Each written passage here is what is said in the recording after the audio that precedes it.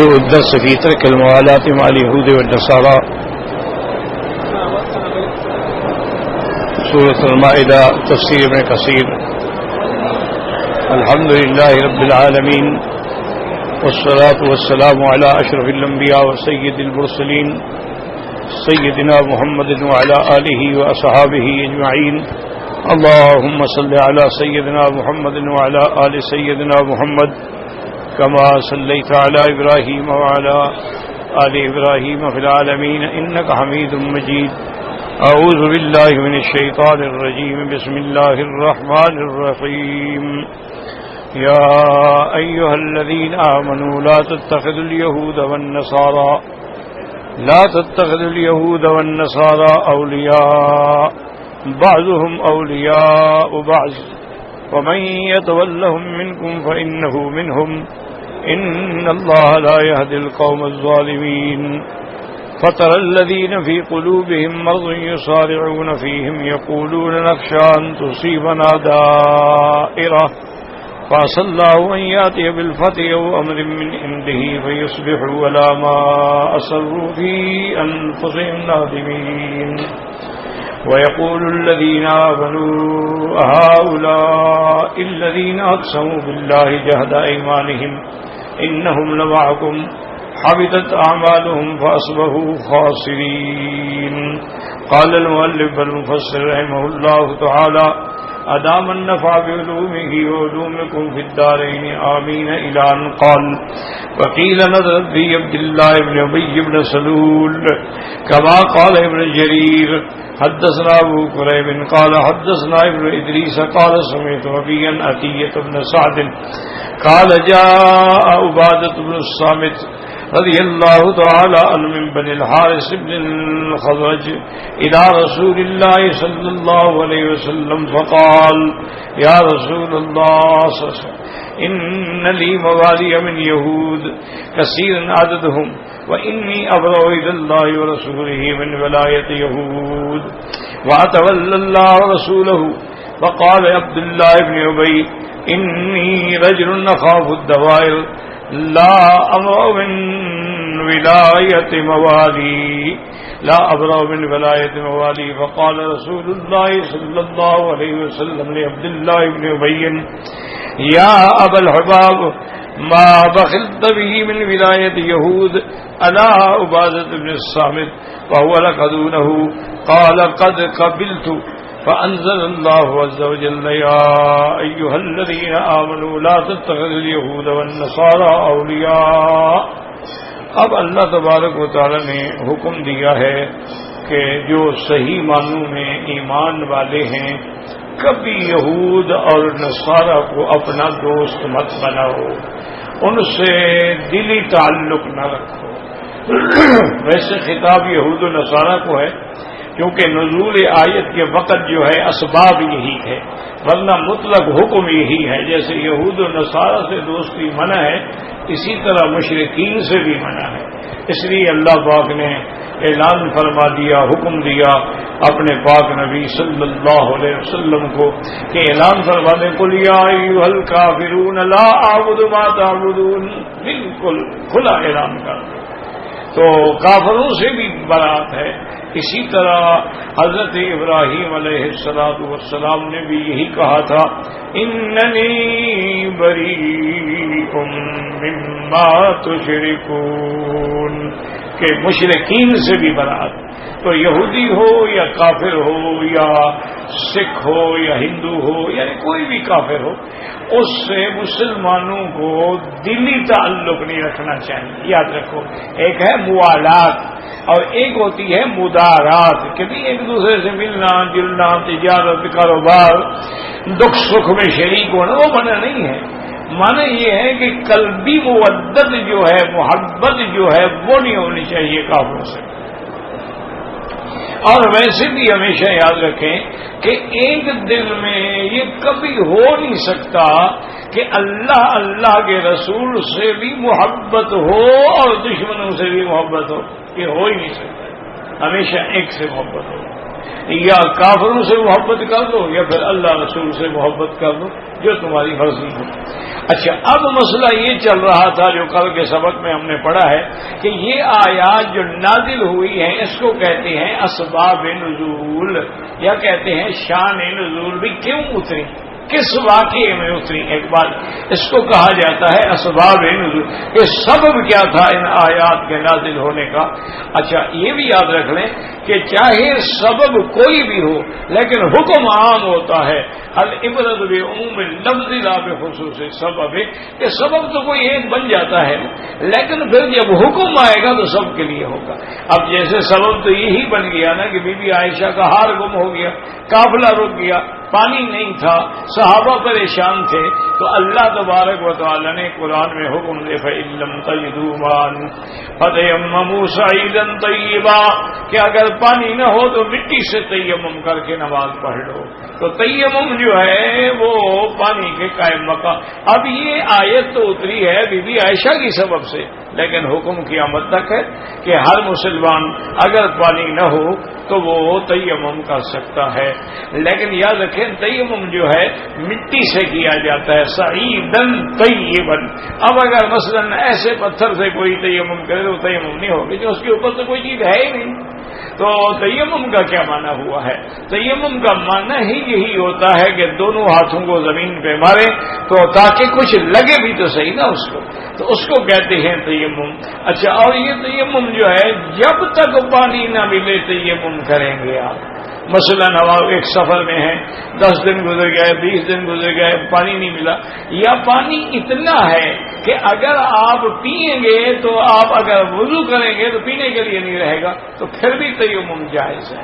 یا پانی تو موجود ہے لیکن اتنا مہنگا ہے کہ ہر آدمی خرید نہیں سکتا، پھر بھی تیمم جائز ہے. یا پانی بھی موجود ہے اور مفت میں ہے لیکن آدمی بیمار ہے، وہ اگر ہاتھ وغیرہ دھوئے گا، منہ دھوئے گا، بازو دھوئے گا، پاؤں دھوئے گا تو بیماری کے بڑھ جانے کا اندیشہ ہے، تو اس کو بھی تیمم کرنے کی اجازت ہے، اس کو بھی تیمم کرنا جو ہے وہ جائز ہے. اور ایک ہوتا ہے مسح کرنا. یاد رکھو کیا معنی، خدا نہ کرے ہاتھ ٹوٹ گیا، اس کے اوپر پٹی بندھی ہوئی ہے، ٹانگ ٹوٹ گئی، پٹی بندھی ہوئی ہے، تو اس پہ تو مسح کریں گے آپ، وہاں تیمم کی ضرورت، باقی آپ وضو کریں گے لیکن جہاں جہاں پٹی ہے وہاں مسح کر لیں. تو یہ بھی شریعت کے اندر جائز ہے. اور اسی طرح یہ مسئلہ بھی سمجھ لیں کہ اگر کسی آدمی کو یعنی احتلام ہو گیا ہے یا جنوب ہے، میاں بیوی لیٹے جنابت کی حالت ہے، پانی نہیں ہے، تو وہ بھی تیمم کر سکتے ہیں. یعنی جیسے تیمم وضو کے قائم مقام ہو سکتا ہے، غسل کے بھی قائم مقام ہو سکتا ہے. بات کو اچھی طرح سمجھ رہے ہیں کہ تیمم کرنا جو ہے جیسے وضو کے قائم مقام ہے، اسی طرح غسل کے بھی قائم مقام ہو سکتا ہے. اور جب تک پانی نہ ملے تو ہم تیمم جو ہے وہ کرتے رہیں گے. تو اب دیکھیں کہ یہ آیت کیوں اتری تھی کہ سیدہ عائشہ صدیقہ رضی اللہ تعالی عنہا کا واقعہ سبب تھا، لیکن حکم قیامت تک کے لیے عام ہو گیا. اچھا، اسی طرح مسئلہ زہار ہے. زہار کہتے ہیں کوئی آدمی کہہ دے اپنی بیوی کو انت علیہ کا زہر امی، یعنی تم میرے لیے ماں کی پشت کے برابر ہو، یعنی نعوذ باللہ گویا اس کو ماں کہہ دیا. پشت کا معنی یہ ہے کہ آدمی سواری پشت پہ کرتا ہے نا، بلکہ عورت کے تو پشت پہ نہیں کرتا، بطن پہ کرتا ہے. لیکن مراد یہ ہوتا ہے کہ کوئی آدمی اگر نعوذ باللہ اپنی بیوی کو محرمات ابدیہ کے ساتھ یعنی ماں کے برابر یا بیٹی کے برابر یا بہن کے برابر کہہ دے، اب وہ عورت حرام ہو گئی. اب زمانے جاہلیت میں تو یہ تحریم ابدی تھی کہ عورت حرام ہوگی، حلال ہو ہی نہیں سکتی. یعنی اسلام سے پہلے یہ کافروں میں بھی تھا مسئلہ، یعنی ان میں بھی تھا کہ اگر کوئی آدمی اپنی بیوی کو ماں کہہ دے وہ ہمیشہ کے لیے حرام ہو جاتی تھی، حلال ہونے کا راستہ کوئی نہیں تھا. تو ایک بی بی صاحبہ تھی، بی بی خولہ ان کا نام تھا. وہ ایک دن حضور صلی اللہ علیہ وسلم کی خدمت میں آئیں اور اس نے کہا کہ یا رسول اللہ کہ میرے خامند نے مجھ سے زہار کر لیا ہے. تو آپ نے فرمایا کہ پھر تم تو اس پہ حرام ہو گئی. اس نے کہا یا رسول اللہ اگر میں اس پہ حرام ہو گئی ہوں تو وہ شخص جو ہے نا میری جوانی بھی کھا گیا، میرا مال بھی کھا گیا، میری دولت بھی کھا گیا، اور میرے اس سے بچے ہیں موتیوں کی طرح خوبصورت بچے ہیں، اب جب میں بوڑھی ہو گئی تو مجھے حرام بھی کر دیا۔ یا رسول اللہ میرے مسئلے کا حل فرمائیں۔ آپ نے فرمایا بی بی ما نظر فیک شیء، تمہارے بارے میں اللہ نے کوئی حکم نازل نہیں فرمایا ہے، تو حضور خود فیصلہ نہیں فرماتے، یاد رکھو اللہ کا نبی بھی اس وقت فیصلہ فرماتے ہیں جب اللہ کا حکم آتا ہے۔ وما ينطق عن الهوى ان هو الا وحی یوحی۔ یہ تو تمہارا مولوی بہادر ہے نا، وہ خود فیصلے کر لیتا ہے کہ میلاد بھی جائز ہے اور عرس بھی جائز ہے اور 11ویں بھی جائز ہے اور کل شریف بھی جائز ہیں، جمعراتیں بھی جائز ہیں اور 40ویں۔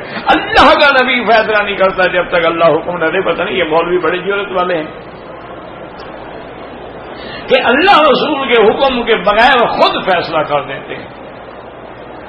اب جناب دیکھیں کہ حضور نے فرمایا بی بی ما نظر فیک شیء، اچھا عورت تھی نا جی، اور دکھی ہوئی بھی تھی، پریشان بھی تھی نا، جس کو خامن چھوڑ دے ہمیشہ کے لیے حرام ہو جائے۔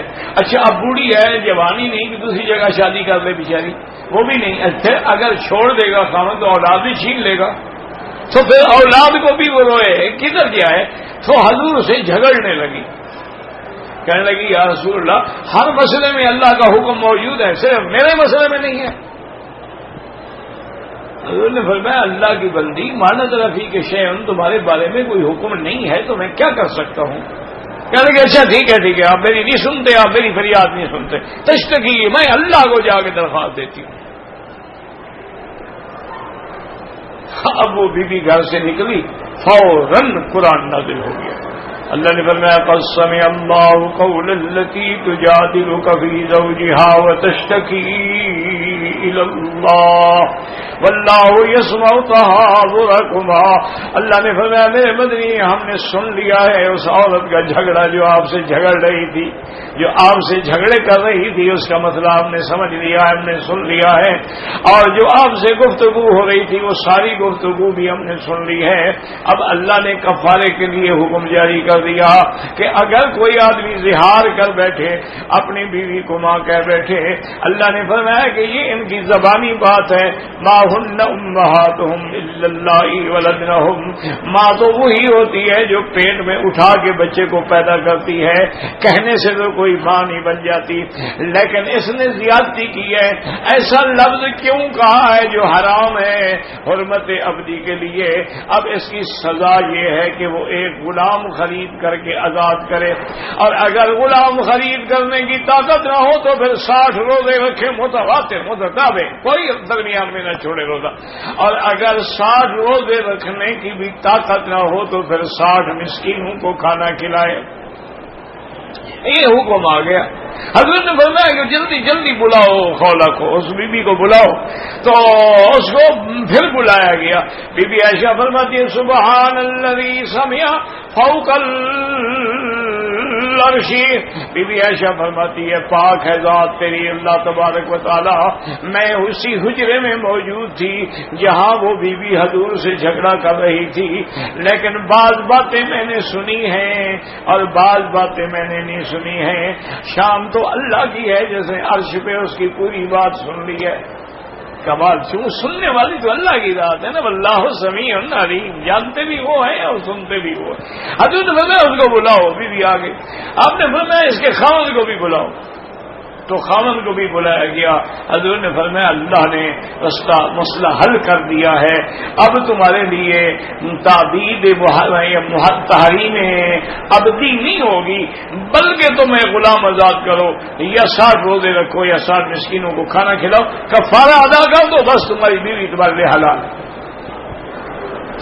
اچھا وہ آدمی بھی عجیب تھا، جب حضور نے کہا نا کہ بھائی کفارے میں غلام آزاد کرو، یا غلام تو کوئی نہیں، میری گردن تو ہے، اس کو کاٹ دے، تو غلام کہاں سے لے آؤں؟ تو حضور نے فرمایا کہ اچھا ایسا کرو کہ تم پھر غلام نہیں آزاد کر سکتے ہو تو پھر 60 روزے رکھ لو۔ اس نے کہا حضور میں اگر دن میں 4 دفعہ نہ کھاؤں نا مجھے نظر کچھ نہیں آتا، میں اندھا ہو جاتا ہوں، مجھے بیماری ہے۔ میں دن میں تھوڑا تھوڑا کھاتا رہتا ہوں، اگر نہ کھاؤں تو مجھے کوئی نظر نہیں آتا، تو میں کیسے 60 روزے کیسے رکھوں گا؟ حضور نے فرمایا اچھا یہ بھی نہیں کر سکتا۔ حضرت میں چلو آسان بات یہ ہے کہ 60 مسکینوں کو کھانا کھلاؤ۔ اس نے کہا حضور پورے مدینے میں مجھ سے بڑا مسکین ہی کوئی نہیں، تو کھانا کہاں سے کھلاؤں؟ میں تو بیوی کو نہیں کھلا سکتا، تو میں 60 مسکینوں کو کھانا کہاں سے کھلاؤں؟ اللہ اچھا صبر کرو۔ تو بیٹھ گئے، تھوڑی دیر گزری کہ 2 بڑے بڑے ٹوکرے جو تھے نا کھجوروں کے وہ بھرے ہوئے حضور کی خدمت میں کسی نے ہدیہ بھیجا۔ تو آپ نے فرمایا وہ کہاں ہو بھائی، وہ کہاں ہو خولا کا خامد کہاں ہے؟ میں بیٹھا ہوں یا رسول اللہ، فرمایا یہ لے جاؤ اور 60 مسکینوں کو کھلا دو۔ اس نے کہا حضور مدینے میں مجھ سے بڑا مسکین کوئی نہیں ہے، میں خود نہ رکھ لوں کھاتا رہوں گا۔ آپ نے کہا چل جاؤ تم کھاتے رہو، حضور نے بھی اجازت دے دی۔ تو اب مسئلہ یہ ہے، مسئلہ جو میں سمجھانا چاہتا تھا وہ یہ ہے کہ زہار کا مسئلہ بی بی خولہ کے لیے نازل ہوا، لیکن حکم آج تک ہے کہ اگر خدا نہ خواستہ آج بھی کوئی بندہ اپنی بیوی کو ماں کہہ بیٹھے یا بیوی کو کہے تم میرے لیے میری بہن کی طرح ہو، تم میری بیٹی کی طرح ہو، یہ ایسے آج کل جاہل کہہ دیتے ہیں اللہ معاف کرے اللہ معاف کرے، وہ یہ نہیں سمجھتے کہ اس کلمے سے زہار ہو جاتا ہے، بیوی حرام ہو جاتی ہے جب تک کہ کفارہ ادا نہ کرے۔ وہ سمجھتے ایسی بات ہے، عام ہوتا ہے جھگڑا لگتا ہے، کہہ رہے ہو تم بس آج کے بعد میری بہن لگتی ہو تم، وہ تو حرام ہو گئی، وہ تو زہار ہو گیا۔ بہرحال حکم قیامت تک ہے، اور تاریخ بتاتی ہے کہ حضرت امیر المومنین سیدنا عمر رضی اللہ تعالی عنہ کا زمانہ تھا۔ آپ مدینہ منورہ کی گلیوں میں گزر رہے تھے، صحابہ بھی ساتھ تھے، ایک بوڑھی عورت آئی اور اس نے آ کے حضرت عمر کا ہاتھ پکڑ لیا، کہ عمر ٹھہرو۔ حضرت عمر ٹھہر گئے۔ اب اس نے جناب اپنے قصے جو شروع کیے نا جی، اپنے جیسے عورتوں کو تو عادت ہے نا، یہ تو بولنے میں تو ان کا ریکارڈ ہے نا، ٹیپ آپ کی ختم ہو جائے گی، کیسٹ ختم ہو جائے گی، ان کا بولنا تو ختم نہیں ہو سکتا نا۔ تو بولتے بولتے اب حضرت عمر کھڑے ہیں، وہ بول رہی ہے بہت دیر گزر گئی، جب وہ بولتے بولتے خود بھی تھک گئی، لیکن حضرت عمر نے کچھ نہیں کہا۔ اب ٹھیک ہے ٹھیک ہے ٹھیک ہے، جو بھی وہ کہے آپ کہیں ٹھیک ہے ٹھیک ہے۔ جب وہ چلی گئی تو صحابہ نے پوچھا ماں بھی کہ امیر المومنین، آپ خلیفۃ رسول اللہ ہیں، آپ اس وقت مسلمانوں کے بادشاہ ہیں، آپ کی حکومت جو ہے ماشاءاللہ مشرق سے مغرب تک ہے، اور 22 لاکھ مربع میل پہ اسلام کا جھنڈا، ایک بوڑھی عورت کے لیے اتنا دیر آپ نے لگا دی؟ آپ نے فرمایا صحابہ سے تمہیں پتا ہے یہ کون ہے؟ ہم نے کہا حضور میں پتہ نہیں۔ فرمایا یہ تو وہ عورت ہے جس کی فریاد اللہ نے سن لی، جس کی فریاد خدا سنتا ہو، عمر کی طاقت ہے کہ نہ سنے؟ یہ خولہ ہے جس کی فریاد اللہ نے سنی اور قانون اپنا جاری فرما دیا۔ تو یہ تو اگر ساری رات بھی کھڑی رہتی میں کھڑا رہتا کہ جس کی بات کو اللہ نے آسمانوں پہ سن لیا، تشتکی الی اللہ واللہ یسمع تحاورکما ان اللہ سمیع بصیر۔ تو عمر کی کیا طاقت ہے کہ عمر نہ سنے؟ تو ماننا یہ ہے کہ سبب نزول بی بی خولہ کا قصہ تھا، لیکن حکم قیامت تک ہوگا۔ سبب نزول بی بی عائشہ کے ہار کے گم ہونے کی وجہ تھی، لیکن تیمم کا حکم جو ہے وہ قیامت تک جاری رہے گا۔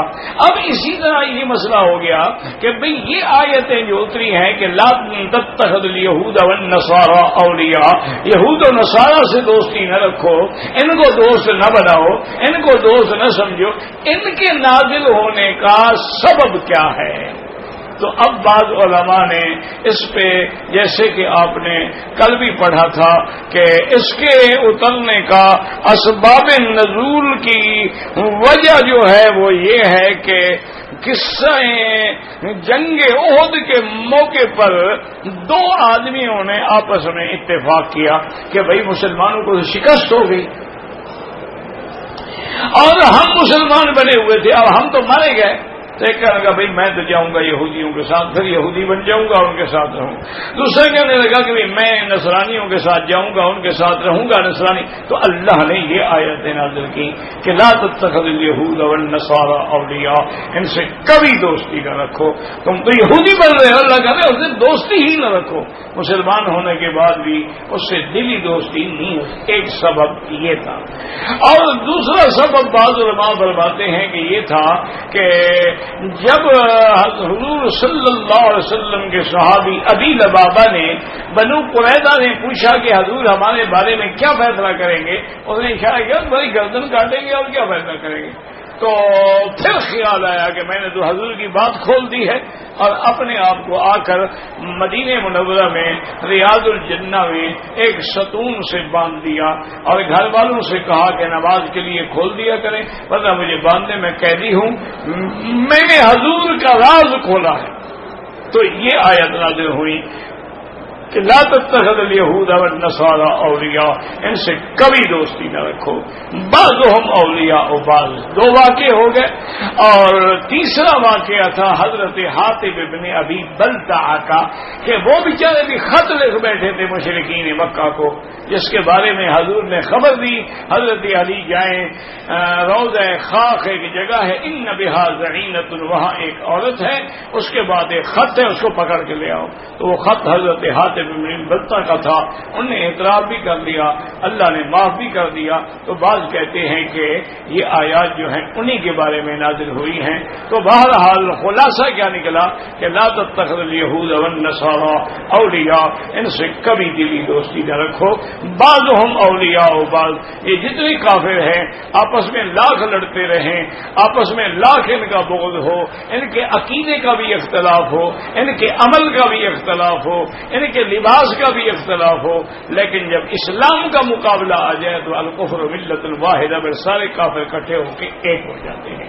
تو یہ آیات مبارک جو ہیں اچھا اسی طرح یہ بھی علماء نے فرمایا ہے کہ بغیر ضرورت کے کافروں کے ملک میں سفر کرنا بھی حرام ہے. جیسے کہتے ہیں لوگ او جی چلو یار اس دفعہ یورپ جاتے ہیں، انگلینڈ جاتے ہیں، سوئٹزرلینڈ جاتے ہیں، ذرا سیر کر لیں، انجوائے کر. بالکل حرام کہ کافروں کے ملک میں نہ جائیں. اور اسی طرح کافروں کے ملک میں بغیر کسی ضرورت کے رہنا جو ہے وہ بھی حرام ناجائز کہ آپ وہاں کی نیشنلٹی لے کے رہ رہے ہیں اور پیسے خرچ کریں گے ہم وہاں کی نیشنلٹی مل جائے ہمیں، بالکل اسلام کی نظر میں حرام ہے. ایک ہے کہ آپ نے تجارت کے لیے سفر کیا ہے، جائز ہے. آپ نے علم حاصل کرنے کے لیے سفر کیا ہے، وہ جائز ہے. اسی طرح آپ نے کسی بیماری کے علاج کے لیے کسی کافر ملک کا سفر کیا ہے تو وہ جائز ہے، وہ مجبوری ہے. آمدن سفر نہ کرو، آمدن کافروں کے اندر قیام نہ کرو، آمدن کافروں کے ملک میں نہ رہو، ورنہ انجام جو ہے وہ بہت خراب ہوتا ہے. اسی طرح ہمیں ہمارے ایک دوست نے واقعہ سنایا. وہ کہنے لگے کہ میرے ایک دوست تھے، بہت بڑے عالم تھے، بڑے فاضل تھے، بڑے علامہ تھے. خدا کی قدرت ہے کچھ خیال آ گیا تو وہ چلے گئے، یورپ چلے گئے. اچھا بہت پڑھے لکھے آدمی تھے، بہت بڑی علم تھا، وہ سب تھی. ان کو وہاں نیشنلٹی مل گئی، وہاں انہوں نے کسی یہودی لڑکی سے شادی بھی کر لی. وہ ہم کہتے ہیں کہ مدت گزر گئی، ہمارے تو دماغوں سے بھی نکل گیا نا کہ وہ مولانا کہاں گئے. مدت ہو گئی، بندہ بھول گیا.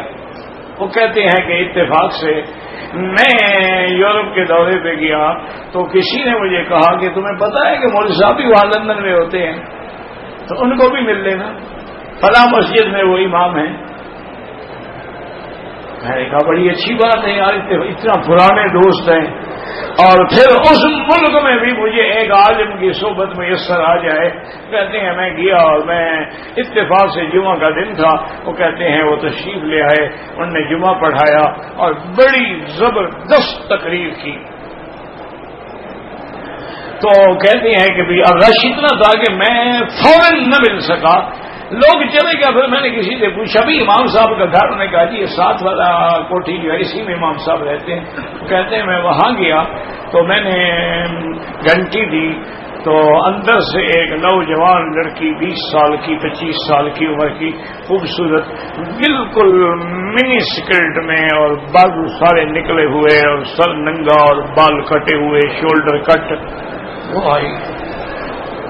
کون ہے آپ؟ میں نے کہا میں پاکستان سے آیا ہوں تو فلاں مولوی صاحب سے مجھے ملنا ہے. انہوں نے کہا اچھا اچھا وہ تو میرے ڈیڈی ہیں، میرے باپ ہیں.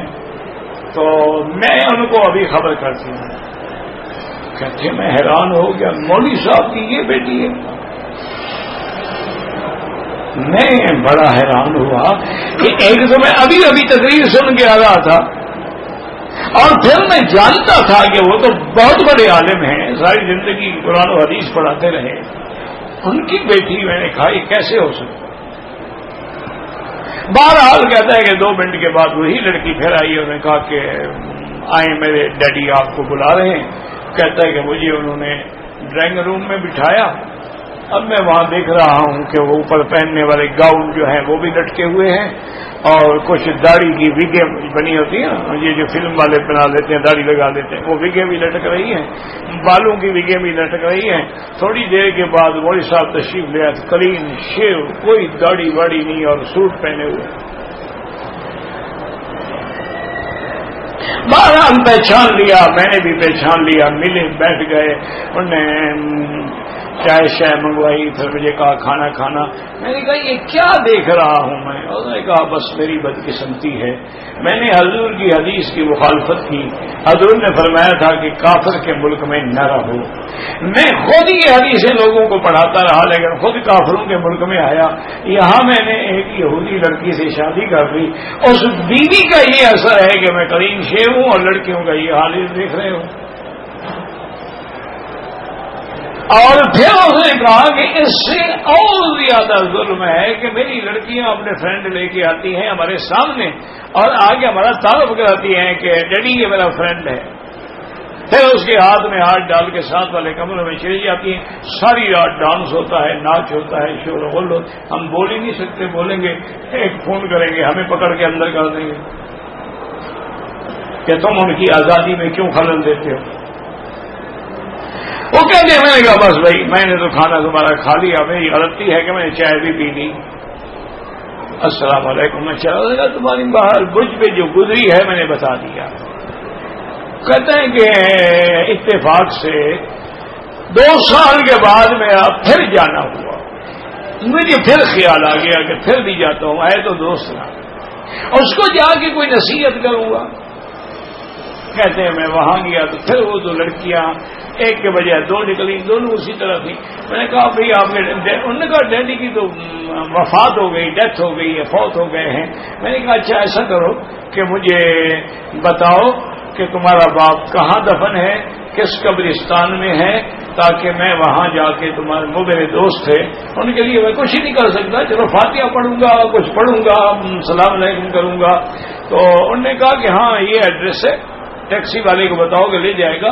وہ یہودیوں کا قبرستان ہے، وہ اسی میں دفن ہے. میں نے کہا کیوں؟ انہوں نے کہا جب وہ مر گیا تو وہ مسلمان تو تھا نہیں، ان کا جنازہ پڑا ہے غسل دے. تو ہم نے پھر یہودی فرم کو ٹیلی فون کیا، انہوں نے پیسے لیے اور آ کے میت لے گئے اور پھر جیسے ان کا رواج ہے اسی طرح اس کو بنایا سنوارا اور قبرستان میں جا کے بغیر جنازے کے دفن کر دیا. یہ انجام ہے. انا للہ و انا الیہ راجعون ولا نقول الا. ہاں اگر تم کافروں کے ملک میں رہ کر بھی دین پہ چل سکتے ہو تو یہ پھر بہت بڑا جہاد ہے. اور الحمدللہ ثم الحمدللہ یورپ میں، لندن میں، امریکہ میں اور پیرس میں، اسپین میں، ہر جگہ الحمدللہ الحمدللہ مسلمانوں کے مراکز بھی ہیں، مساجد بھی ہیں، مدارس بھی ہیں اور بڑے آرام سے کام ہو رہا ہے. بلکہ ہم نے یورپ میں ایسے مدرسے دیکھے ہیں، میرے دوستوں کے ہیں، میرے دوست ہیں، میرے بزرگ بھی ہیں، دوست بھی ہیں، کہ انگریز ملک میں، کافروں کے ملک میں رہنے والے بچے 300 400 200 400 بچہ اسکول میں ہے. تہجد کی نماز میں 8 سال کا بچہ بھی تہجد پڑھ رہا ہوتا. کافروں کے ملک میں. تم تو اپنے ملک میں بھی نہیں پڑھتے ہو نا. کافروں کے ملک میں ان کے ہر نوجوان کے بچے پہ داڑھی ہے، کبھی اس طرح لگا ہی نہیں، ریشم کی طرح بال. ہر طالب العلم کے سر پہ ٹوپی ہے، اوپر پگڑی ہے،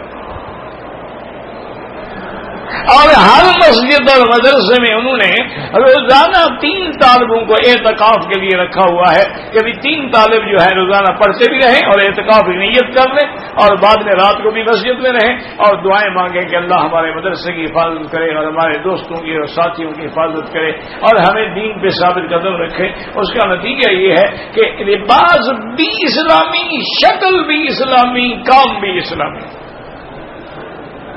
اچھا، وہاں چونکہ بڑی سردی ہوتی ہے تو میں نے پوچھا حضرت سے جو اس مدرسے کے چلانے والے تھے، میں نے کہا یہاں تو بے انتہا سردی ہوتی ہے نا، تحت صفر بھی چلی جاتی ہے اور کبھی کبھی تو 10 درجے نیچے ہوتی ہے، نقطہ انجماد سے بھی نیچے ہوتی ہے، یعنی ہاتھ اگر آپ باہر نکالیں تو آپ کا خون جم جائے گا، ہاتھ ختم ہو جائے گا اسی وقت. تو انگریز تو بدبخت ہے، وہ تو ٹھیک ہے، وہ تو برانڈی شرانی پیتے ہیں، وسکی سسکی پیتے ہیں، لیکن تم مسلمان کیا کرو؟ ہمارے لیے الحمدللہ بڑا اعلیٰ انتظام ہے. ہم اپنے بچوں کو صبح صبح سوپ پلاتے ہیں، کبھی کبوتر کا، کبھی تیتر کا، کبھی بٹیرے کا، کبھی مرغی کا، ہم نے باقاعدہ انتظام کیا ہوا ہے. اور جب وہ پڑھتے ہیں تو ہر گھنٹے کے بعد ان کو پھر سوپ سرو کیا جاتا ہے. اور پھر سینٹرلی ہیٹڈ ہے ہمارے مدرسے بھی، ہاسٹل بھی اور سب کچھ. اور ہم نے دیکھا حیران، یعنی جو مسجدیں وہاں صاف ہیں نا، میں اللہ کے حرم میں بیٹھ کے کہہ رہا ہوں تیرے ملک میں بھی صاف ہے. نیٹ کلین، ہر وضو خانے میں 2 قسم کے حمام ہیں، سادہ بھی ہے، انگلش بھی ہے، اور ہر وضو خانے میں وضو کے ساتھ بیٹھ کے کرنے کی جگہ بھی ہے، کھڑے ہو کے کرنے کی جگہ بھی ہے، اور ہر وضو خانے کے ساتھ، ہر ٹونٹی کے ساتھ تولیہ نیا ان ٹچ جو ہے وہ لٹکا ہوا ہے کہ وضو کر کے آپ تولیہ استعمال کرنا چاہیں تو کر لیں اور ٹیشو استعمال کرنا چاہیں تو کر لیں. اگلی نماز میں جائیں گے وہ تولیے سارے بدل چکے ہوں گے. کافروں کے ملک میں وہ بھی مسلمان ہیں. یہ تو میں ہمیشہ کہا کرتا ہوں، یہ تبلیغی جماعت والے ہیں نا، انہوں نے فرض کفایہ ادا کیا ہوا ہے. ہم دیوبندیوں کا تو انہوں نے نعت رکھا. اللہ ان کو جزائے خیر دے کہ ان کی وجہ سے 57 ملکوں کے اندر اسلام پہنچا. 57 ملکوں کے. ٹھیک ہے، ان میں عالم نہیں ہوتے سارے، بعض بیچارے ایسے دکاندار بھی ہوتے ہیں، زمیندار بھی ہوتے ہیں، تاجر بھی ہوتے ہیں، بزنس مین بھی ہوتے ہیں، لیکن مقصد نیک ہے نا، طرف ہے، جذبہ ہے، کلمہ سکھانا ہے، حضور کی دعائیں پڑھانی ہیں، داخلے کی دعائیں پڑھانی ہیں، کسی شہر میں داخل ہونے کی دعائیں پڑھانی ہیں، نکلنے کی دعائیں پڑھانی ہیں. اس سنت کی برکات سے پھر دین پھیلتا ہے. ہم نے یعنی سینکڑوں نہیں ہزاروں لوگ دیکھے ہیں جو بدل گئے. ماشاءاللہ سنت کے مطابق لباس ہے، سنت کے مطابق داڑھی ہے، اور باقاعدگی سے نماز نہیں تہجد کے بھی پابند ہیں. اللہ ان کو جزائے خیر دے. اور اس کے علاوہ بھی اگر کوئی اور آدمی دین کا کام کر رہا ہے، مثلا کوئی بچوں کو قاعدہ پڑھا رہا ہے، کوئی بچوں کو پہلا سپارہ پڑھا رہا ہے، کوئی بچوں کو قرآن یاد کرا رہا ہے، کوئی مدرسے میں بیٹھ کے نحو صرف پڑھا رہا ہے، کوئی حدیث اور فقہ پڑھا رہا ہے، کوئی دعوت پہ نکلا ہے، تبلیغ پہ نکلا ہے، کوئی درس دے رہا ہے، کوئی تقریر کر رہا ہے، یہ بہت بڑی غنیمت لوگ ہیں. اللہ پاک ان کی محنتوں کو قبول فرمائے. یاد رکھیں ہمیشہ، اعتراض کر دینا تو بھائی آسان ہوتا ہے نا، اعتراض کرنے میں کیا جاتا ہے بلا. حضرت اللہ شاہ بخاری رحمت اللہ علیہ زندہ تھے، لاہور میں جلسہ تھا بڑا عظیم الشان، اور اس زمانے میں احرار کا زور تھا، جہاں ان کے جلسے ہوتے تھے اور پارک بھر جاتے تھے. اور پھر جلسہ ہو اور تقریر کرنے والا بخاری ہو، عرب کا نغمہ عجم کی لے میں سنا رہا ہے، تو حضرت شاہ جی نے یعنی تقریر شروع کی تقریباً 12 بجے رات کے بعد، صبح کی اذان ہو گئی، وہیں کھڑے کھڑے اسی میدان میں نماز پڑھی اور پڑھائی۔ باہر جب آئے تو ان کے ہر قسم کے دوست ہوتے تھے، شاعر بھی دوست ہوتے تھے، افسر بھی ہوتے تھے، بیوروکریٹ بھی ہوتے تھے، اور تاجر بھی ہوتے تھے، طالب بھی، سب ان کی بڑی کھلی ہوتی تھی، بڑے کھلے دل کے تھے شاہ جی رحمۃ اللہ علیہ۔ تو ان کا ایک اس زمانے میں آدمی جو تھا وہ مسعود کھدر گوش تھا، وہ بھگوان بھی کہلاتا تھا، بے وقوف اپنے آپ بد دماغ آدمی بڑا سکھ آدمی۔ ایک وہ بیٹھا تھا اور ایک جو ہے کوئی اور بڑا افسر تھا، بیوروکریٹ تھا، اور وہ CID کا کسی اعلیٰ درجے کا آدمی تھا۔ وہ آئے، وہ بھی شاہ صاحب کے ساتھ آ گئے، چائے کا دور چلا۔ تو انہوں نے کہا کہ شاہ جی مہربانی کرو، ہمیں آپ سے محبت ہے، حالانکہ ہم سرکاری لوگ ہیں، لیکن آپ سے پیار ہے، محبت ہے، دوست، آپ کو ہم چھوڑ نہیں سکتے ہیں۔ یہ کیا ظلم کر رہے ہیں آپ اپنی جان پر؟ ساری رات تقریر، اور پھر کیا فائدہ ہے ان تقریروں کا؟ فائدہ کیا ہے؟ جو چور تھا چوری کرتا ہے، جو جھوٹ بولتا تھا جھوٹ بولتا ہے، داڑھی منڈاتا تھا داڑھی منڈاتا ہے، جو سود کھاتا تھا سود کھاتا ہے۔ تو فائدہ کیا ہے ان تقریروں کا کہ آپ اپنی جان مار رہے ہیں؟ شاہ جی سمجھ گئے کہ بھئی یہ چونکہ بڑا افسر بھی ہے اور انگریزی پڑھا لکھا آدمی ہے، انہی کی طرف سے نوکری ملی ہوئی ہے، اس کو سمجھ گئے کہ اصل میں یہ اسلام پہ اعتراض کرنا چاہتا ہے۔ شاہ صاحب رحمۃ اللہ بڑے ہیں۔ شاہ جی نے کہا اچھا یہ بتاؤ کہ آج رات کے جلسے میں کتنے آدمی تھے؟ انہوں نے کہا جی اخباریں تو خیر لکھیں گی کہ لاکھوں کا مجمع تھا، لیکن 10,000 سے زیادہ نہیں تھا۔ انہوں نے کہا چونکہ ہم تو سرکاری لوگ ہیں نا، ہمارے پاس رپورٹ ہوتی ہے، اور دوسرا ہمارے پاس میجرمنٹ ہوتی ہے کہ یہ رقبہ کتنا بڑا ہے، طول کتنا ہے، عرض کتنا ہے، کل کتنی گز ہوا، اس میں کتنے آدمی آ سکتے ہیں۔ ہمارے پاس تو بالکل آسان ذریعہ ہوتا ہے کسی مجمع کے جلسے کے عدد نکالنے کا۔ تو ہماری رائے یہ ہے کہ 10,000 سے زیادہ لوگ نہیں تھے۔ انہوں نے فرمایا کہ بھائی میں آپ کی بات ہی مان لیتا ہوں، 10,000 تو تھے نا؟ انہوں نے کہا 10,000 تو تھے۔ انہوں نے کہا جلسہ کب شروع ہوا؟ انہوں نے کہا جی شاہ کے بعد۔ انہوں نے کہا ختم کب ہوا؟ انہوں نے کہا حضرت صبح کی نماز۔ کتنا گھنٹے رہا؟ انہوں نے کہا تقریباً 10 گھنٹے۔ تو شاہ صاحب نے فرمایا کہ میرا بیٹا اگر ہماری تقریروں کا اور فائدہ ہو یا نہ ہو، 10 گھنٹے کے لیے بخاری نے 10,000 آدمی کو گناہوں سے روک کے بٹھایا، یہ تھوڑا فائدہ ہے؟ ہم نے کہا تمہیں شرم نہیں آتی اعتراض کرتے ہوئے؟ جانتا ہوں تم کس کے چمچے ہو اور کیوں اعتراض کر رہے ہو۔ 10,000 بندے کو میں نے جھوٹ بولنے سے روک دیا، چوری کرنے سے روک دیا، سگریٹ پینے سے روک دیا، ہر چھوٹے بڑے گناہ سے 10 گھنٹے کے لیے ان کو روک دیا۔ اور ایک دن میں پورے ملک میں کتنی جلسے ہوتے ہیں؟ یہ انہی مولویوں کا تو کمال ہے کہ لاکھوں بندوں کو چلو اتنی دیر تو گناہوں سے روک لیتے ہیں نا۔ آپ کہتے ہیں فائدہ نہیں ہوا، فائدہ کیسے نہیں ہوا؟ نے کہا حضرت یہ بات تو آپ سمجھ آئی، کبھی اس طرح تو ہم نے سوچا بھی نہیں تھا۔ تو میرا بھائی جو بھی آدمی دین کے کام میں لگا ہوا ہے نا، دعا کرو اللہ اس کی حفاظت کرے، اللہ اس کی نصرت کرے، اللہ اس کی مدد کرے، اور اللہ اس کو اپنے خزانے غیب سے عطا فرمائے، اور کسی بندے کا سرمایہ دار کا صنعت کار کا کبھی محتاج نہ کرے۔ اگر عالم محتاج ہو جائے پھر حق نہیں کہہ سکتے۔ ایک بات ہمیشہ کیوں انسان ہے نا جی، پیٹ بڑی بری چیز ہے، ضروریات زندگی ہے نا جی، بیوی مانگتی ہے، بچے مانگتے ہیں، گھر والے مانگتے ہیں، نہیں ہوگا تو مجبوراً کچھ نہ کچھ تو لچک پیدا کرے گا نا اپنے اندر۔ تو اس لیے ہمیشہ یاد رکھیں کہ قرآن کا جو بھی حکم نازل ہوا ہے سبب چاہے ایک ہو لیکن حکم قیامت تک رہے گا۔ اب اس روایت میں مفسر رحمت اللہ علیہ فرماتے ہیں کہ نزلت فی عبداللہ ابن ابی ابن سلول، یہ آیتیں جو ہے عبداللہ ابن ابی ابن سلول یہ منافقین کا سردار تھا، اور یاد رکھیں گے اصل میں اس کو حضور سے بڑا بغض بھی تھا، عناد بھی تھا۔ سرکار تو جہاں کے مدینے میں آنے سے پہلے اس کے قبیلے والے اس کو سردار بنا رہے تھے، سرداری کا تاج پہنا رہے تھے، لیکن جب اللہ کے نبی آئے اور خزرج مسلمان ہو گئے، جب حضور کی نور ہدایت کا سورج چمکا تو پھر دیے جو تھے وہ تو سارے کے سارے بجھ گئے۔ اب لوگوں نے اس کی طرف توجہ نہیں کی، سب حضور کے غلام بن گئے۔ تو اس نے بھی سوچا کہ اب جان بچانے کے لیے میں بھی مسلمان بن کے ان کے اندر داخل ہو جاؤں، پھر ان کو نقصان پہنچاؤں۔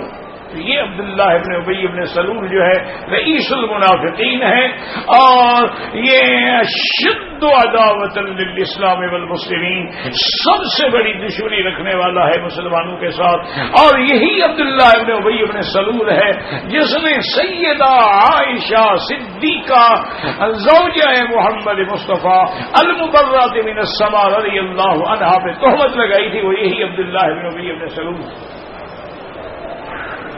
تو بعض علماء فرماتے ہیں کہ اسی کے بارے میں نازل ہوئی ہے، کیونکہ حضرت عبادۃ بن الصامت جو ہیں یہ بنی الحارث سے ہیں، تو یہ آئے حضور کی خدمت میں۔ انہوں نے کہا کہ یا رسول اللہ صلی اللہ علیہ وسلم ان لی موالی من یہود کثیر عددہم، حضور میرے بہت سارے یہودیوں میں دوست ہیں، اور بہت سارے دوست ہیں، لیکن اللہ کا اب حکم چونکہ آ گیا ہے وَإِنِّي أَبْرَأُ إِلَى اللَّهِ وَرَسُولِهِ مِنْ وِلَایَتِ یہودا وَأَتَوَلَّى اللَّهَ وَرَسُولَهُ، حضور آپ گواہ ہو جائیں میں آج سے یہودیوں سے برات کا اعلان کرتا ہوں، اور میں اپنا تعلق، اپنی محبت، اپنی دلی جذبات سب اللہ کے رسول کے ساتھ جوڑتا ہوں۔ تو عبادت بن صامت نے یہ کہا، اور اس کے بعد یہ عبداللہ بن ابی آ گیا، یہ آیا تو یہ بھی کہنے لگا کہ انی رجل اخاف الدوائر، کہنے لگا حضور بات یہ ہے کہ میں جو کہ آپ جانتے ہیں کہ قبیلے کا بڑا آدمی ہوں، سردار بھی ہوں، اور مجھے بڑے بڑے مخالف بھی ہیں، دشمن بھی ہیں۔ دوائر کا معنی مصیبتیں، میں ڈرتا ہوں کہ مجھ پر کوئی مصیبت نہ ٹوٹ پڑے، لہذا میں یہودیوں کی دوستی نہیں چھوڑ سکتا، میں ان کی دوستی جو ہے اس کو قائم رکھوں گا۔ تو آپ نے فرمایا اچھا جو کچھ تم نے کیا ہے نا جی کہ وہ عبادت بن صامت نے چھوڑ دیا، تم نے نہیں چھوڑا یعنی، تو چلو جو کچھ ہے وہ تم اور تمہارے یہ کام جانے۔ تو اللہ تبارک و تعالی نے یہ آیات نازل فرمائیں کہ لا تتخذوا اليهود والنصارى اولیاء بعضهم اولیاء بعض۔ اچھا خدا کی شان دیکھیں، یہ اتنا بڑا دشمن ہے لیکن حضور نے ہمیشہ معاف کر دیا، خدا کی شان۔ اور یہ اتنا بڑا دشمن ہے کہ اچھا یہ جتنا بڑا دشمن ہے اس کا بیٹا اتنا بڑا عاشق ہے محمد رسول اللہ صلی اللہ علیہ وسلم۔ اچھا اس کا نام بھی عبداللہ تھا، عبداللہ ابن ابی ابن سلول، وہ حضور کا عاشق تھا۔ وہ آیا اور کہنے لگا کہ حضور میرا ابے کا آخری وقت آ گیا ہے، مرنے والا ہے، بیمار ہے، اب مجھے امید نہیں ہے کہ اس بیماری سے وہ اٹھے گا۔ حضور نے فرمایا اچھا ایک تو یہ ہے کہ میری یہ قمیص لے جاؤ، اگر تمہارا باپ مر جائے تو اس کو اسی میں کفن دے گا، اور مجھے خبر کرنا میں اس کا جنازہ بھی پڑھاؤں۔ کمال دیکھیں نا جی، آپ تو زمزم سے پانی سے دھو رہے ہیں نا، وہ تو حضور کی قمیص ہے جو حضور کے بدن سے لگی، اور جو کپڑا حضور کے بدن سے لگ جاتا تھا نا، یاد رکھو صحابہ کہتے ہیں اس میں ہمیشہ خوشبو ہے، اگر حضور سے ہاتھ بھی ملا ہے اس میں بھی خوشبو ہے۔ حضور گلی سے گزر گئے، پوچھنا نہیں پڑتا تھا کہ یہاں سے کون گزرا ہے، وہ گلیاں گواہی دیتی تھیں کہ محمد مصطفیٰ صلی اللہ علیہ وسلم۔ باہر وقت آ گیا، مر گیا منافق، اور اس کو اسی طرح وہ قمیض بھی پہنائی گئی حضور کی، اور جنازہ تیار ہو گیا. حضور کو خبر ملی، حضور چل پڑے. جب جنازے کے قریب آئے حضرت عمر آ کے کھڑے ہو گئے، انہوں نے کہا لا تصلی علیہ یا رسول اللہ. انہوں نے کہا حضور اس بدبخت پہ کبھی جنازہ نہ پڑے. آپ نے فرمایا عمر کیا کہہ رہے ہیں؟ انہوں نے کہا حضور یہ اتنا بڑا منافق رئیس المنافقین، جس نے ہمیں عہد میں شکست دی، جس نے بی بی عائشہ پہ تہمت لگائی، جس نے یہ کیا، جس نے یہ کہا، جس نے صحابہ کے بارے میں کہا کہ بھی ان کو مدینے سے نکال دو، ان کا مدد نہ کرو، نصرت نہ کرو، ان کو مدینے سے نکال دو گے. اور جو صحابہ کے بارے میں مثال دیتا تھا کہ سب من کلبک یاکلک کا کہ کتے کو زیادہ کھلاؤ ایک دن وہ تمہیں کھا جائے گا، وہ یہ عقیدہ رکھتا تھا صحابہ کے بارے میں. تو آپ جنازہ پڑھ رہے ہیں اس کا. کیونکہ حضرت عمر جانتے تھے نا کہ جنازے میں تو حضور کہیں گے نا اللہم اغفر لحینا و میتنا، پتہ نہیں اللہ حضور کی دعا قبول کر لے اور جہنم سے بچ جائے بدبخت. حضور نے فرمایا کہ عمر بات یہ ہے کہ میں نے کہہ دیا تھا کہ میں جنازہ پڑھاؤں گا، تو یہ نبی کی شان میں نہیں ہوتا ہے کہ وہ اپنی زبان پوری نہ کرے، وعدہ پورا نہ کرے. حضرت عمر فرماتے ہیں میں خود حیران ہوں اپنے اوپر کہ میرے اندر یہ جرأت کیسے پیدا ہو گئی. میں نے حضور کی قمیض پکڑ لی،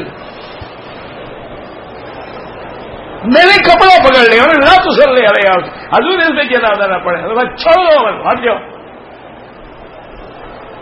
حضرت عمر ہٹ گئے. حضور نے جا کے جنازہ پڑھایا. جب حضور نے نماز شروع کی تو سب سے پہلے حضرت عمر پیچھے کھڑے ہو گئے. کہ وجہ یہ تھی کہ مشورہ دینا الگ ہے لیکن حضور کے حکم کی مخالفت کرنا تو الگ ہے. وہ عمر کیسے کر سکتے؟ اب حضور باغ میں جنازہ پڑھتا، اللہ نے قرآن اتار وَلَا تُصَلِّ عَلَىٰ أَحَدٍ مِّنْهُمْ مَاتَ أَبَدًا وَلَا تَقُمْ عَلَىٰ قَبْرِهِ. میرا محبوب یہ بدبخت اگر مرے تو کبھی ان کا جنازہ بھی نہ پڑھائیں، ان کی قبر پہ بھی کھڑے نہ ہوں. عمر نے جو رائے دی ہے وہ بالکل ٹھیک ہے، ہم نے اسی کا فیصلہ قبول کر لیا ہے. لیکن قرآن سمجھا کریں، یہ آیتیں 10 منٹ پہلے بھی تو اتر سکتی تھی یا نہیں اتر سکتی؟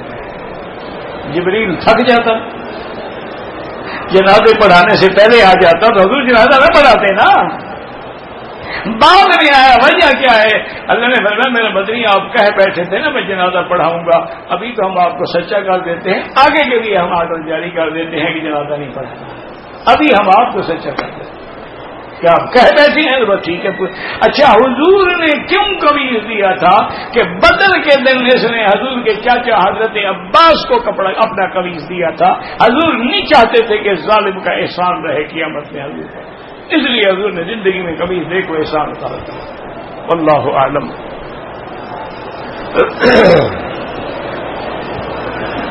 کہتے ہیں جی کہ عمرہ کرنے کے لیے آیا ہوں، پتہ نہیں کہاں سے آیا، لندن سے. اچھا پھر عمرے کے بعد طائف پتہ نہیں چلا گیا، طائف سے بلا احرام مکے آ گیا، بالکل جناب دم پڑ گئی، یا فوراً دوبارہ طائف جا کے میقات سے احرام باندھ کے عمرہ کر لو، کوئی دم نہیں دینی پڑے گی. اور 30 ریال میں چلے جاؤ گے، 30 ریال میں واپس آ جاؤ گے، 400 ریال بھرنے کی کیا ضرورت ہے؟ فوراً چلے جاؤ میقات سے بغیر احرام کے آپ کو نہیں آنا تھا. کراچی سے بحرین، بحرین سے جدہ ہے، بغیر احرام کے احرام سامان میں چلا گیا تھا جناب، ان کا ایک بکری دم ہو گئی، بحرین میں احرام باندھ رہے تھے یا اپنے ایئرپورٹ سے احرام، یہ بہانہ ہے کہ سامان چلا گیا تھا. آپ کیوں نہیں چلے گئے؟ آپ عمرے پہ آ رہے ہیں، سامان اندر بھیج دیا، 2-4 دن ساتھ بھی رکھ سکتے ہیں ہاتھ میں. اور اگر نہیں بھی تھی قمیص نکال لیتے، سلوار میں بیٹھے رہتے اور لبیک اللہم لبیک پڑھ لیتے، نیت ہو جاتی. جب اترتے چادریں باندھ لیتے. اب ایک دم ادا کرو. ایک آدمی جو ہے 7 آدمیوں کسی نہیں، ایک آدمی طواف ایک کا ایک کے لیے ہوتا ہے، لیکن ان کے لیے جو فوت ہو گئے یا معذور ہیں، ورنہ اپنے لیے کرو، ان کے لیے دعا کرو.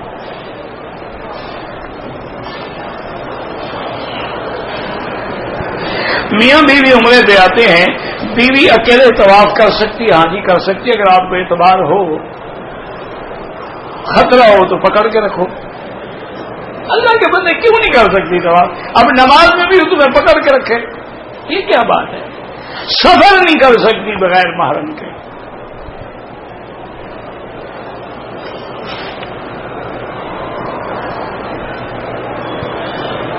اگر زنا سے بچنے کے لیے میں نے چوری شادی کر لی، بیویاں ماں باپ اجازت نہیں دیتے، کوئی بات نہیں، بیوی یا ان کی اجازت لینی ضروری نہیں ہے۔ اللہ نے تمہیں 4 بیویوں کی اجازت دی ہے، لیکن شرط یہ ہے کہ عدل کرو، عدل نہیں کرو گے تو بیوی کی وجہ سے قیامت میں جہنم میں جاؤ گے۔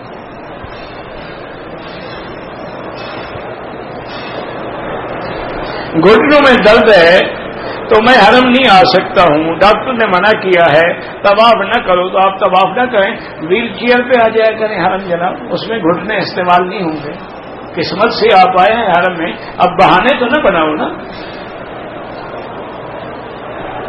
گاڑی پہ آ جائیں، 5 ریال لے گی، حرم اتار دیں۔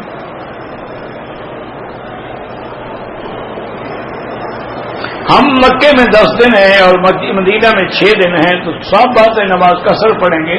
جب ایک جگہ پر 15 دن کی قیام نہ ہو تو آدمی مسافر ہے، قصر پڑھے گا۔ آپ تو 10 دن رہیں گے، وہاں بھی 6 دن رہیں گے۔ قصر نماز میں سنت اور نفل معاف ہے، لیکن پڑھو تو ثواب ہے۔ 12 ربیع الاول کو ہمارے ملکوں میں لائٹیں لگاتے ہیں، کھانے تقسیم کرتے ہیں، بالکل بدعت ہے، ناجائز ہے۔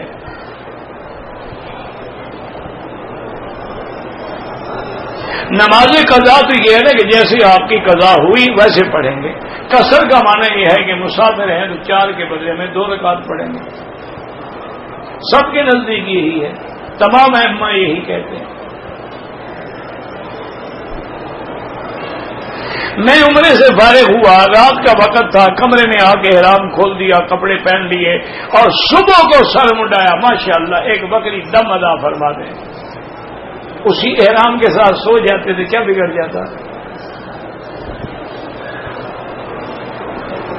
اگر عمرہ کرنے کے بعد میں اپنے سر پہ سیفٹی سے خود بال صاف کر لوں، کوئی منع نہیں، کر سکتے ہو۔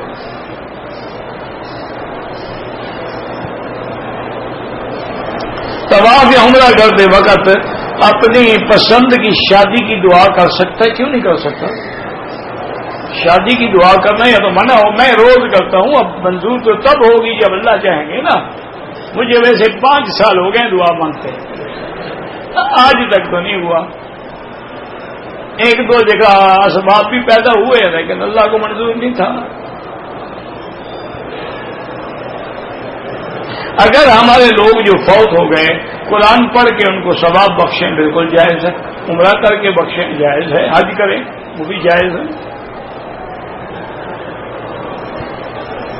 زکوٰۃ اپنے خون کے رشتہ دار جو بھائی بہن ہیں ان کو اگر وہ غریب ہیں بالکل دے سکتے ہیں، بلکہ سب سے زیادہ افضل ہے کہ ان کو دو۔ ان کے دینے میں 2 فائدے ہوں گے، ایک زکوٰۃ ادا ہوگی، ایک صلہ رحمی کا ثواب بھی ملے گا۔ صرف یہ یاد رکھو کہ باپ کو نہیں دے سکتے، باپ، دادا، دادا دادا، بیٹا، بیٹے کا بیٹا، پوتا، پوتا، ان کو نہیں دے سکتے، باقی بھائی بہن، چاچا چچی، رشتے دار سب کو دے سکتے۔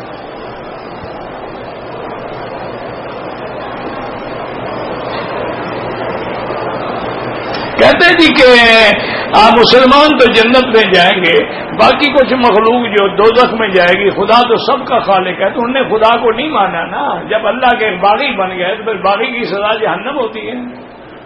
تم وقت کے بادشاہ کو نہ مانو، پتہ لگ جائے گا، وہ تو سب کا بادشاہ ہے، جو اس کو نہ مانے اس کو سزا تو ملے۔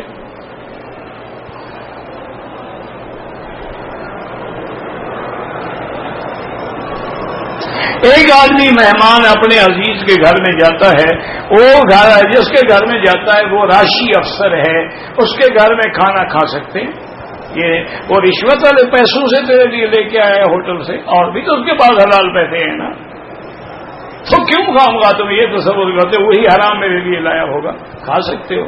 اور آنا جانا چھوڑ دو گے تو ان کو دین کی نصیحت کون کرے گا؟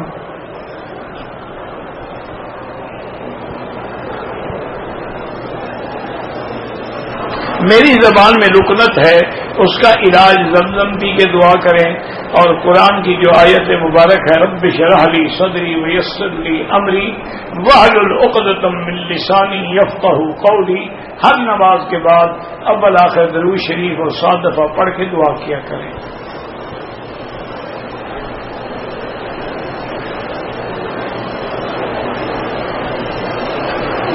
مجھے خواب کا پتہ تو نہیں لگتا کہ خواب میں آپ نے دیکھا کہ آپ ساتھی کو مگر نا ساتھی کو ہدایت کر رہے ہیں، اس کو غلط عقیدے سے بچانے کی کوشش کر رہے ہیں، یہ مانا نہیں ہوتا کہ جب ہی کر رہے ہو۔ میں اپنا عمرے کے لیے پاکستان سے آیا ہوں، اب اگر دوسرا عمرہ کرنا چاہوں تو مسجد عائشہ سے کریں، جہرانہ سے کریں، عرفات جا کے احرام باندھ لیں، جدہ جا کے باندھ لیں، حدیبیہ جا کے باندھ لیں، بہرا یعنی حد حرم کے باہر سے جہاں مرضی آئے باندھ لیں۔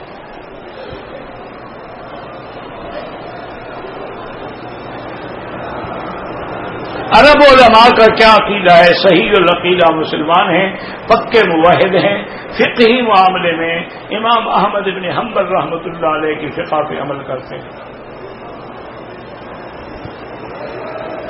قبر میں جسمانی عذاب ہوتا ہے، یاد رکھو دنیا میں عذاب جسم کو ہوتا ہے، روح تابع ہوتی ہے، لیکن مرنے کے بعد عذاب روح کو ہوتا ہے اور جسم اس کے تابع ہوتا ہے۔ اب حدیثوں میں آتا ہے نا کہ وہ اس کو باقاعدہ ماریں گے، لوہے کے بنے ہوئے گر، تو کس کو ماریں گے؟ روح کو ماریں گے، روح تو لطیف چیز ہے، مقام من حدید۔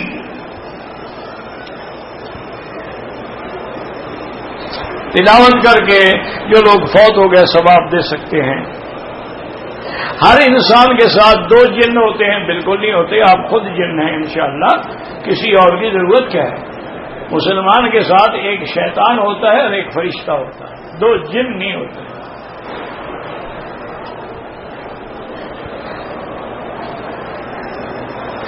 گھر والوں نے میرا نام اکبر شمس الدین رکھا ہے، ٹھیک ہے بھائی، نام جو ہے یہ بالکل ٹھیک نہیں ہے، اکبر اللہ کی ذات ہے، اور کون اکبر ہو سکتا ہے؟ غلام اکبر بنا لو۔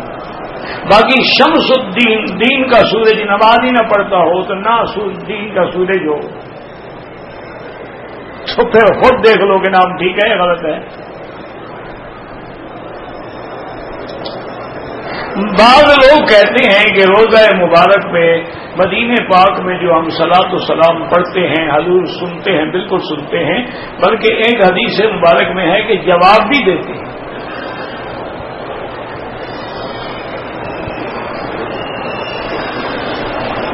عشاء کے بعد مجھے آپ سے ملنا ہے، میں جب درس سے اٹھوں نا تو میرے ساتھ چلے جائیں، جہاں رش ختم ہو جائے گا بالکل مل لیں۔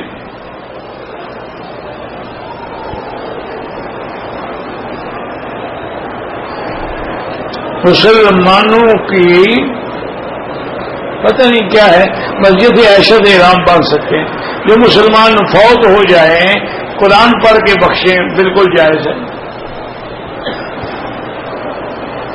ہمارے علماء میلاد منانے کو کہتے ہیں، علماء تو نہیں کہتے، یہ بعض لوگ جو آج کل زبردستی علماء بنے ہوئے ہیں وہ کہتے ہوں گے، عالم کیسے کہہ سکتا ہے قرآن و سنت کے خلاف؟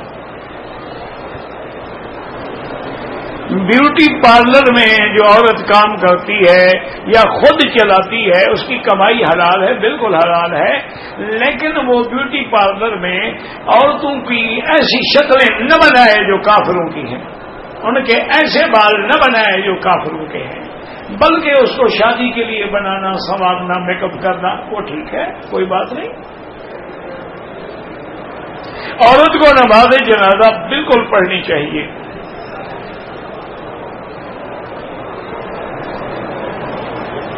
کہتے ہیں جی کہ بعض ہمارے اہل حدیث حضرات فرض پڑھتے ہیں، سنتیں نہیں پڑھتے، عجیب بات ہے، سنت نبی پاک کی بھی نہیں پڑھتے، اچھے اہل حدیث ہوئے، پھر ان کو تو زیادہ سنتیں پڑھنی چاہیے، تو حضور کی سنت پہ عمل کریں۔ نماز تصور کرتے ہیں، نماز تصور کرتے ہیں، مجھے نہیں پتا کیا تصور کرتے ہیں۔ نماز قضا جو ہو گئی کسی وقت بھی ادا کر سکتے ہیں، افضل یہی ہوتا ہے، مثلا فجر کی نماز قضا ہو گئی تو جب نیند کھلے اٹھے فوراً قضا پڑھیں،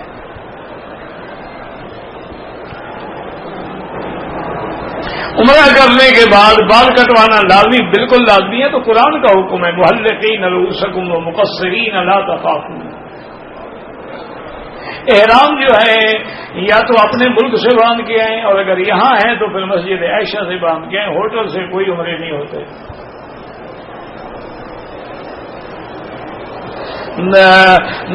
دیوبندی ہوں یا اہل حدیث، سب اہل سنت والجماعت ہیں، تمام ائمہ اربعہ جو ہیں وہ اہل سنت والجماعت، اصل چیز سنت ہے اور جماعت۔ امام کے پیچھے سورت فاتحہ حنفی ہے تو نہ پڑھے اور شافعی ہے تو پڑھا کرے، کوئی بات نہیں، ہم تو لڑانے والے مولوی ہیں ہی نہیں۔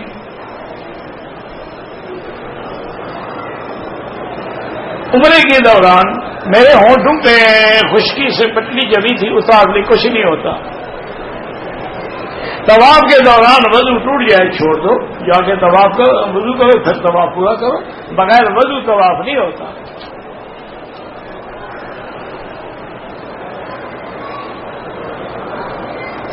جہاز میں سفر کے دوران احرام کی حالت میں خوشبو والے جو ہیں پتہ نہیں کیا خوشبو لگ گئی اور سونگھ لیا، اگر معمولی لگی تو کوئی حرج نہیں، 2-4 ریال صدقہ کر دو، اور اچھی طرح پرفیوم ٹشی سے ماشاءاللہ دونوں ہاتھ وغیرہ صاف کیے اور گردن بھی، پھر دم دو۔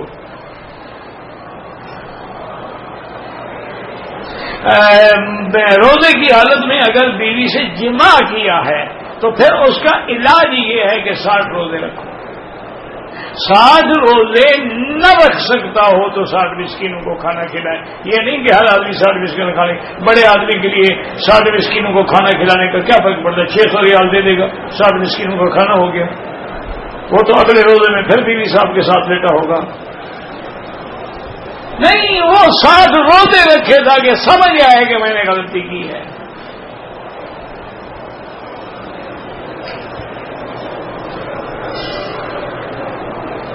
ایک عورت ہے جس کا خون آنا جو ہے بیماری بن گیا ہے، میرا بھائی یاد رکھو کہ حیض جو ہے نا وہ کم سے کم 3 دن ہوتا ہے اور زیادہ سے زیادہ 10 دن ہوتا ہے۔ 10 دن کے بعد بھی بلیڈنگ ہو رہی ہے تو وہ حیض نہیں، استحاضہ ہے، وہ باقاعدہ غسل کرے، نماز پڑھے، طواف کرے، سب کچھ کرے۔